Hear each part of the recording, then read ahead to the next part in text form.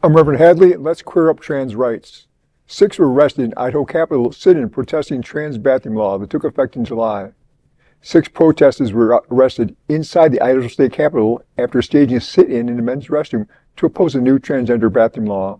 The demonstrators occupied the space for nearly 2 hours, chanting and drawing attention to how enforcement House Bill 752 could unfold when it takes effect in July.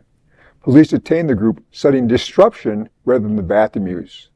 Officers said the protest had become also too loud for the working Capitol building. This sit-in follows another protest earlier that week. On April 1st, 9 individuals were arrested after refusing to leave the governor's office entryway while demanding a meeting about the legislation. That protest, led by faith leaders and LGBTQ advocates, ended with arrests on trespassing charges. House Bill 752, signed by the Governor Brad Little on March 31st, makes it a crime to enter public facilities do not align with the person's sex assigned at birth.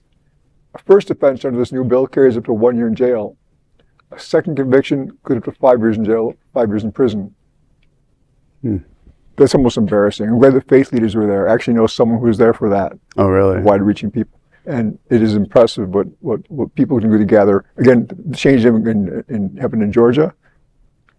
This is still Idaho. Idaho is more backwater than absolutely. Idaho, apparently. But changes can happen eventually. Again, it's about transgender rights. Less than 1% of the population. So many bills and anxious against the boogie people. It's a shame. Well, the thing that this story brings up is, with having peaceful protests, is the bill that Governor DeSantis is putting forth that can label you for protesting as a domestic terrorist, and they can use force against you. So, what our First Amendment rights are to be able to free speech and to protest are also now being attacked. So, trying to fight back against terrible bills and rhetoric, or doing things like peaceful protests, sit-ins, and things of that nature are now trying to be used against those communities to be labeled as a domestic terrorist. Interesting from the party who actually has domestic terrorists who actually tried to take over the Capitol on January the 6th.